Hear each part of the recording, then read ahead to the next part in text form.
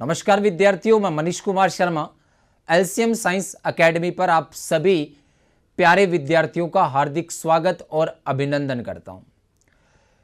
विद्यार्थियों, आप सभी के लिए हमने पूर्व में एक वीडियो बनाया था कि जो भी विद्यार्थी बीएससी नर्सिंग या पैरामेडिकल का कोर्स करना चाहता है एम से, उन दोनों कोर्सेज के लिए जो एग्जाम डेट है वो अनाउंस हो चुकी है। ये वीडियो हमने पहले बनाया था और आप सभी ने वो वीडियो देखा भी था। उस वीडियो में हमने कुछ और भी इंफॉर्मेशन दी थी आपको, जैसे कि क्राइटेरिया कि कौन से विद्यार्थी एम से बीएससी नर्सिंग कर सकते हैं, कौन से विद्यार्थी ऐसे हैं जो एम से पैरामेडिकल का कोर्स कर सकते हैं। एक बार मैं वापिस से रिवाइज कर देता हूं। पूरे भारत के किसी भी राज्य या किसी भी केंद्र शासित प्रदेश से जिन लड़कियों ने, जिन गर्ल्स ने फिजिक्स, केमिस्ट्री, बायोलॉजी और इंग्लिश में 12th क्लास पास की है, वो एम से बीएससी नर्सिंग कर सकती है। मतलब एम से बीएससी नर्सिंग है वो केवल पीसीबी वाले गर्ल्स ही कर सकते हैं। 2 नंबर पे जो हमारा था पैरामेडिकल के जो कोर्सेज हैं वो तो पूरे भारत के किसी भी राज्य या केंद्र शासित प्रदेश से जो भी विद्यार्थी, चाहे वो लड़का हो चाहे वो लड़की हो, जिनके पास में फिजिक्स, केमिस्ट्री, बायोलॉजी और साथ में इंग्लिश सब्जेक्ट, या जिनके पास में फिजिक्स, केमिस्ट्री, मैथमेटिक्स और इंग्लिश ये सब्जेक्ट ऑप्शनल रहे हैं, वो एम से पैरामेडिकल का कोर्स कर सकते हैं। मतलब क्लियर है, आपको मोटे तौर पे पता चल गया होगा कि एम से BSc nursing physics, chemistry, biology वाली गर्ल्स कर सकती है और पैरामेडिकल का कोर्स है वो पीसीबी और पीसीएम दोनों कैटेगरी के विद्यार्थी है वो कर सकते हैं। बस उनके पास एक तो इंग्लिश होना चाहिए और 12वीं पास होनी चाहिए। उसी वीडियो में हमने एक बात बोली थी कि एम से जो बीएससी नर्सिंग और पैरामेडिकल का कोर्स करना चाहते हैं उनका जो बेसिक रजिस्ट्रेशन है वो मार्च महीने में शुरू हो जाएगा। आज का हमारा जो ये वीडियो है वो उसी पे है। आप सभी को ये पता चल गया होगा अलग अलग माध्यमों से, अलग अलग प्लेटफॉर्म से कि एम्स से जो विद्यार्थी बीएससी नर्सिंग और पैरामेडिकल का कोर्स करना चाहता है उनके लिए बेसिक रजिस्ट्रेशन, मतलब मैं आम भाषा में बोलूं तो ऑनलाइन फॉर्म है वो शुरू हो चुके हैं। ये आप सभी को पता भी चल गया होगा। हमारा ये वीडियो बनाने का जो उद्देश्य है वो ये है कि ऐसा कोई भी विद्यार्थी न हो जो इस बेसिक रजिस्ट्रेशन में या फाइनल रजिस्ट्रेशन में कोई भी माइनर से माइनर मिस्टेक न करे, क्योंकि बहुत सारे विद्यार्थी ऐसे भी होते हैं जो जल्दबाजी कर देते हैं, फॉर्म में मिस्टेक कर देते हैं, तो आगे दिक्कत होती है उनके। हमारा वीडियो बनाने का एक ही उद्देश्य है, क्योंकि ये सभी को पता चल गया है कि रजिस्ट्रेशन है वो शुरू हो चुका है। आप अलग अलग माध्यमों से इसके बारे में सूचना प्राप्त कर चुके हैं। हमारा उद्देश्य है कि कोई भी विद्यार्थी माइनर से माइनर मिस्टेक न करे। आज का हमारा जो ये वीडियो है वो पूरा का पूरा इसी पे है। आप सारे विद्यार्थी इस वीडियो को बहुत ही ध्यान से देखिएगा, क्योंकि हम भी ये चाहते हैं कि कोई भी विद्यार्थी ऐसा ना हो जो अपने रजिस्ट्रेशन में गलती कर दे। आपके रजिस्ट्रेशन से संबंधित हर छोटी से छोटी बात इस वीडियो में आपको बताई जाएगी। तो सबसे पहले हम आते हैं डेट पे कि कौन कौन सी डेट पे क्या क्या होगा। तो एम्स ने एक नोटिफिकेशन डाला है, ठीक है। उस नोटिफिकेशन में आपने ये देखा होगा पीडीएफ, 3 चीजें दी हुई है। ये तो schedule for post graduate courses, मतलब पीजी के लिए, ये अपने काम का ही नहीं है, अपने काम के हैं ये 3 चीजें। सबसे पहले आपको बेसिक रजिस्ट्रेशन करना होगा। कैसे होगा वो अभी आपको मैं बताऊंगा, उसमें किन किन बातों का ध्यान रखना है वो भी बताऊंगा।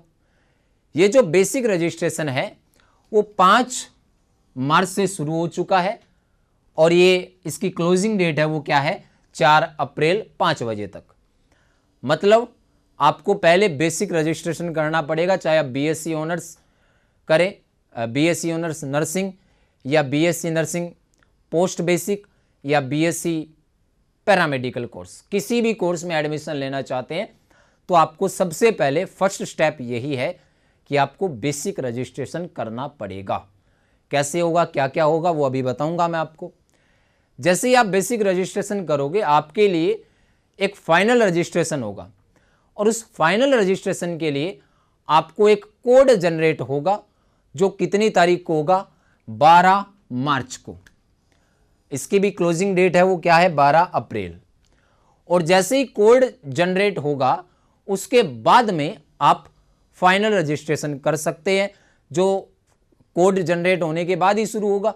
और कोड जनरेट कब होगा, 12 मार्च को। तो फाइनल रजिस्ट्रेशन भी शुरू कब होंगे, 12 मार्च को। और इसकी भी क्लोजिंग डेट है, वो क्या है, 12 अप्रैल। तो मेरे हिसाब से आपको डेट का कोई कंफ्यूजन नहीं होना चाहिए। सबसे पहले आपको वापस से बता देता हूं, आपको बेसिक रजिस्ट्रेशन शुरू हो चुका है, बेसिक रजिस्ट्रेशन कर लीजिए। 12 तारीख को, 12 मार्च को आपका कोड जनरेट होगा। उसके बाद में आप फाइनल रजिस्ट्रेशन कर सकते हैं।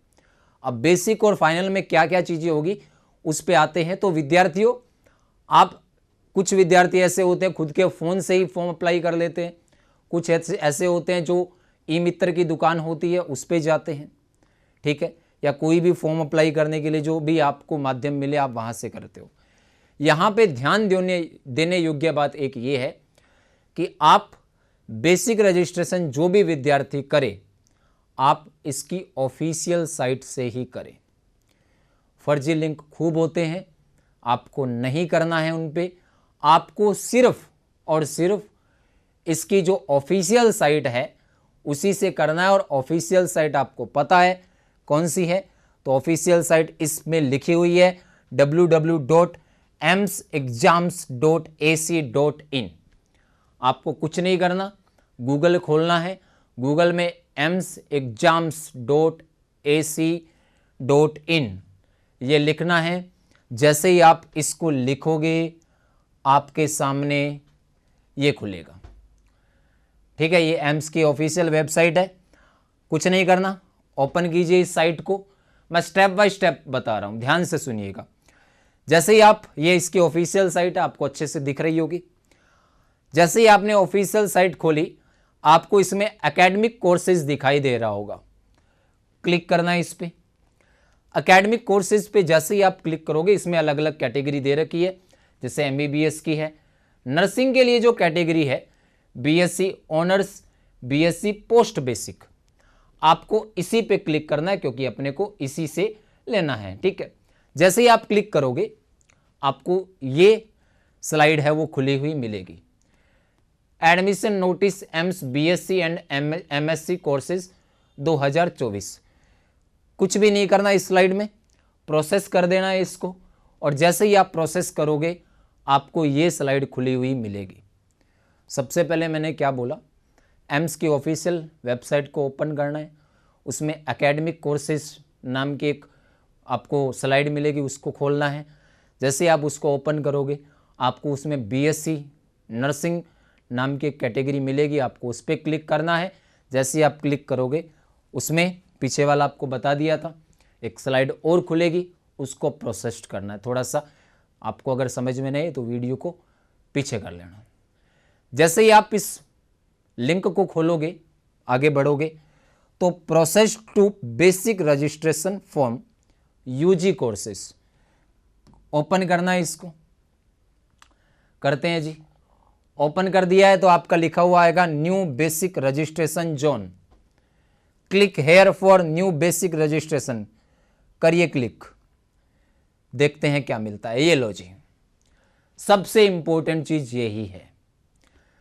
अब यहां पे वो चीजें लिखी हुई है जो आपको ध्यान रखनी है बेसिक रजिस्ट्रेशन में। सबसे पहली बात, वैलिड मेल आईडी, क्लियर लिखा हुआ है, वैलिड ईमेल आईडी। आप जो भी मेल आईडी यूज कर रहे हो या इस बेसिक रजिस्ट्रेशन में लिखोगे, आप वो ही डालना जिसके पासवर्ड आपको पता हो। अगर नहीं पता है तो नहीं बना लीजिए, कोई दिक्कत नहीं है। क्योंकि जो भी इंफॉर्मेशन आपको मिलेगी एग्जाम तक, यहां तक कि रिजल्ट तक और काउंसलिंग सीट अलॉट होने तक, आपको वो इन्फॉर्मेशन आपके मेल आईडी पे ही मिलेगी।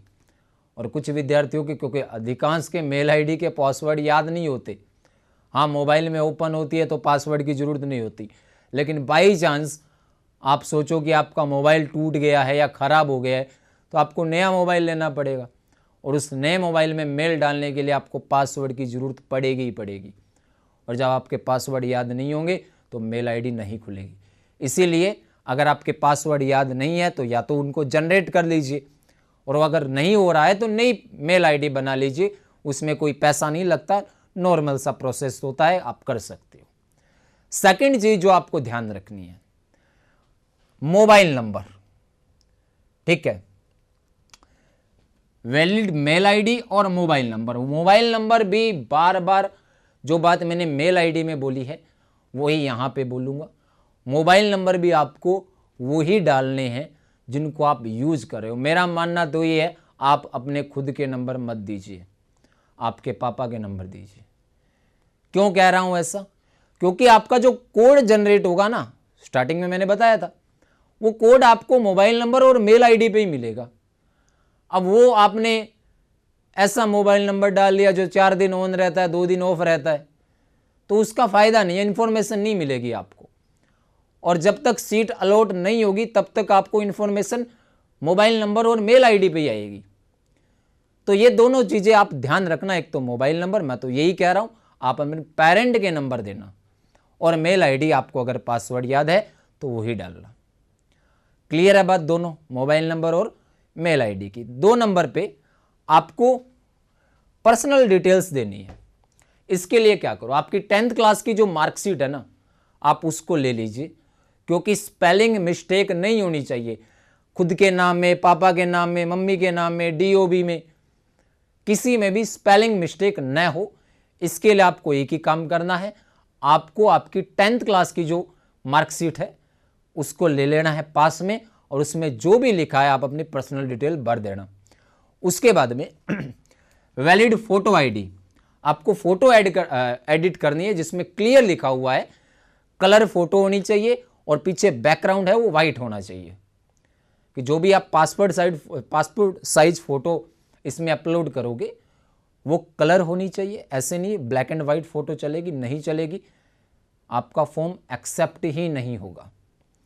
सेकंड, आपकी कलर्ड फोटो होनी चाहिए और बैकग्राउंड वाइट होना चाहिए। ठीक है, उसके साथ में ओरिजिनल जो आईडी है वो आपको डालनी पड़ेगी, और वो आपको एग्जामिनेशन के डे भी, जैसे आधार कार्ड आप यूज कर रहे हो तो एग्जामिनेशन के डे भी आपको आधार कार्ड ही लेके जाना है। उसके बाद में scan and digital image of recent coloured size photograph with white background. ठीक है, अच्छा सॉरी, इसमें वैलिड फोटो आईडी है जो मैंने बताया था वो यहाँ पे है, जो फोटो अपलोड होगी।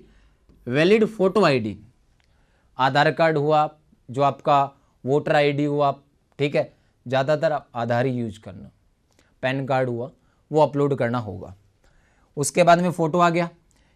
इमेज ऑफ सिग्नेचर, सिग्नेचर आपके ज़्यादातर विद्यार्थी पूरा नाम लिखते हैं, कुछ इसमें सिग्नेचर है वो स्टाइलिश तरीके से करते हैं, तो जो भी ईजी सा आपका सिग्नेचर हो वो आपको डालना है। उसके बाद में image of left thumb impression, जो आपका लेफ्ट थंब है उसका स्कैन करना है और उसको अपलोड करना है। ये बेसिक रजिस्ट्रेशन में इतनी डिटेल भरी जाएगी। वापस एक बार रिपीट कर देता हूँ, वैलिड आईडी क्या क्या ध्यान रखना है बता दिया आपको, मोबाइल नंबर क्या ध्यान रखना है बता दिया आपको। उसके बाद में पर्सनल डिटेल के लिए 10th की मार्कशीट आप ध्यान रखना। वैलिड आईडी, आधार ही अपलोड करना जहाँ तक हो सके। फ़ोटो अपलोड करनी है, फ़ोटो कलर्ड होनी चाहिए, बैकग्राउंड है वो क्या होना चाहिए, वाइट।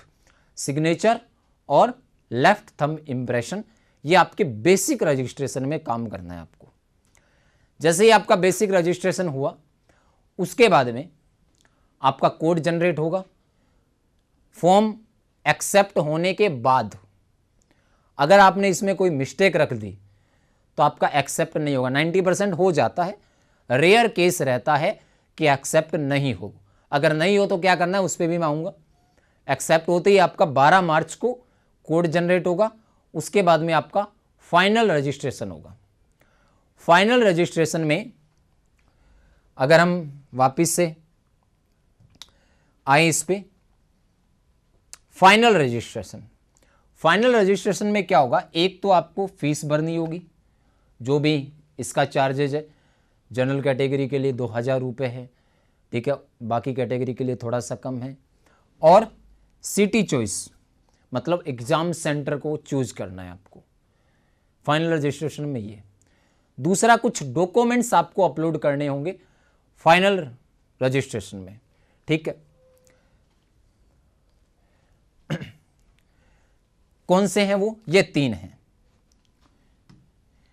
मार्कशीट, ठीक है, मार्कशीट क्लास 12th की, और अगर आपने अभी 12th क्लास के एग्जाम दिए हैं, रिजल्ट नहीं आया है, तो आपको एडमिट कार्ड जो है आपका 12th एग्जाम का वो अपलोड करना है, ठीक है, बोर्ड एग्जाम का। कैटेगरी सर्टिफिकेट, जो भी आपकी कैटेगरी, आप ओबीसी से है, एससी से है, एसटी से है, ईडब्ल्यूएस से है, तो आपको वो आपका जो कास्ट सर्टिफिकेट, जाति प्रमाण पत्र है, वो अपलोड करना पड़ेगा। अब उसमें भी थोड़ा सा मैं आपको बता देता हूँ। जनरल कैटेगरी वालों को जो कैटेगरी सर्टिफिकेट है वो अपलोड नहीं करना है। ओबीसी, एससी, ईडब्ल्यूएस, एसटी और एससी, इनके लिए जो आपका बना हुआ है कास्ट सर्टिफिकेट वो ही अपलोड करना है, न्यू नहीं बनवाना। ईडब्ल्यूएस के लिए वो ही कैटेगरी सर्टिफिकेट अपलोड करना है जो अप्रैल में बना हुआ हो, मतलब लेटेस्ट जो बना हुआ हो, क्योंकि ये रेन्यू होते रहते हैं बार बार।